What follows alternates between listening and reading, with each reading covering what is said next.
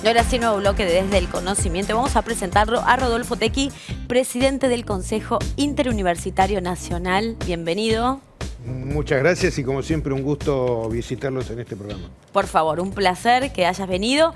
Y ahora sí, vamos a hablar, estamos hablando con Silvina, pero vamos a seguir metiéndonos en el tema de la presencialidad plena en las universidades. Y queremos ver, bueno, cómo lo están viendo. Ustedes firmaron un acuerdo esta semana, tuvieron una reunión.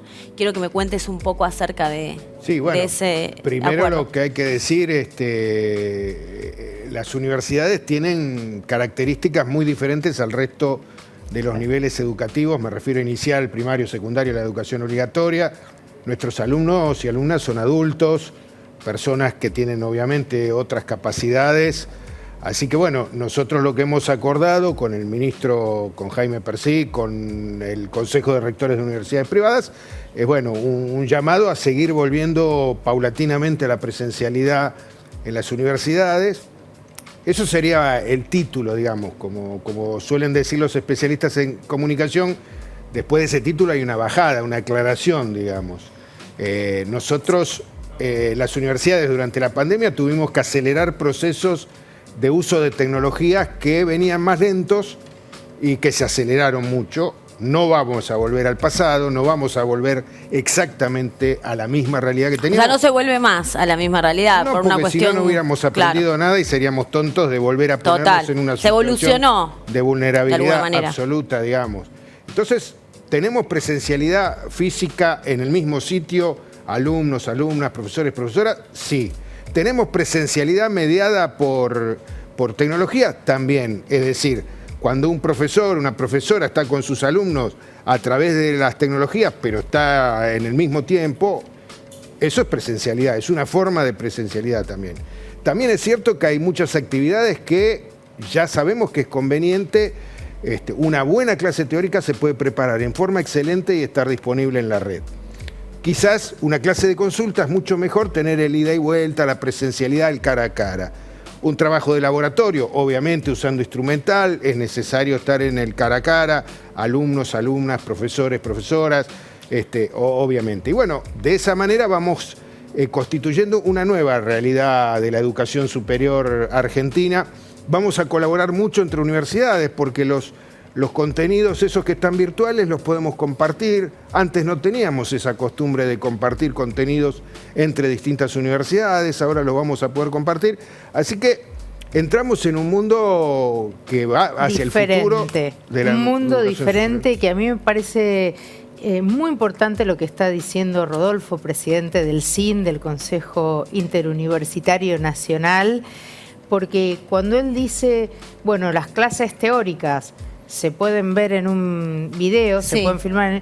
Lo que habla es de un modelo pedagógico distinto, vinculado a lo que se llama la clase invertida, y las universidades están teniendo un modelo híbrido, ¿verdad? Sí. Que me parece que es un modelo que a futuro se va a poder adoptar muchísimo más. No es lo mismo primaria o nivel inicial, digamos, y secundaria en los primeros años claramente tampoco, digamos, sería un modelo posible, pero en universidad claramente se está definiendo un nuevo futuro para el modelo de trabajo en universidad, ¿verdad? Por supuesto, y además esa comunidad universitaria casi reemplazable que se genera en los patios, en los bares, en los alrededores de una facultad, la charla de café ida y vuelta, también nos han demostrado los chicos y las chicas que también hay una comunidad universitaria virtual.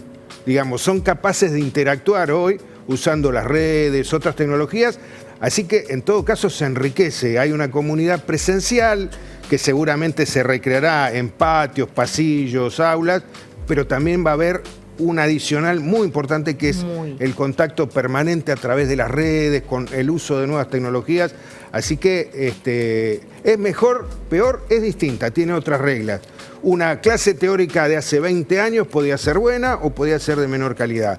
Una clase teórica expuesta en las redes hoy puede ser mejor o puede ser de otra calidad. Hay otros parámetros para medir las nuevas calidades. Sí, lo interesante ahí, que me parece que le agrega valor, es que lo que es muy difícil de reemplazar en términos presenciales es la parte práctica. Es bueno, cuando el chico o el estudiante tiene una duda, cuando tienen que trabajar, como decías, en laboratorios, cuando tienen que hacer prácticas en hospitales. Bueno, ahí claramente es irreemplazable, pero la idea es aprovechar la presencialidad más específicamente para la profundización de contenidos, ¿verdad? Exactamente. Y quizás las chicas, los chicos no tendrán que ir menos frecuentemente, lo cual también les ahorra tiempo.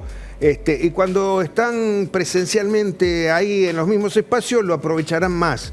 Como bien decía Silvina, extrañamos la escuela y la valoramos mucho más.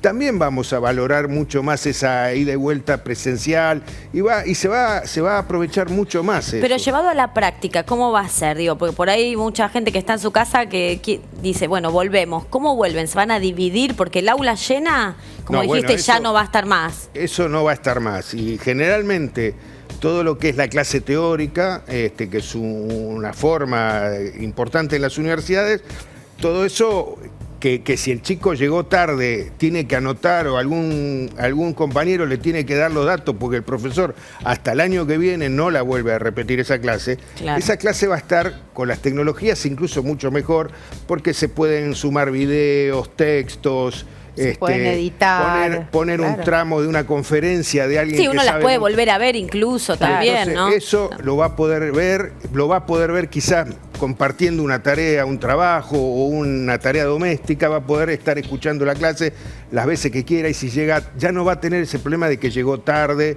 de que no había un lugar para sentarse cómodamente a escuchar al profesor.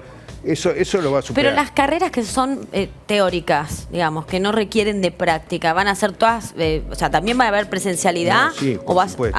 Okay. No, va a haber presencialidad física y también va a haber presencialidad incluso virtual. A través del contacto con el profesor, muchas veces, o la profesora será también a través de la computadora. Eso es presencialidad, digamos, no están en el mismo espacio. Bueno, es presencialidad virtual. Interactúan, obviamente. Claro, pero cuando hablamos en general, cuando hablamos del concepto presencialidad es de estar presente, ¿no? Claro, cara a cara. Claro, ahí lo que va a haber es sincronía. O sea, el profesor y el alumno van a estar trabajando, digamos, sincrónicamente. Asincrónicamente significaría que, por ejemplo, el estudiante mire un video de YouTube.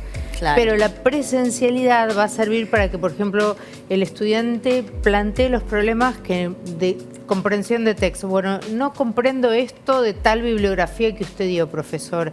Va a haber mucha más pregunta, va a ser mucho más dialógico.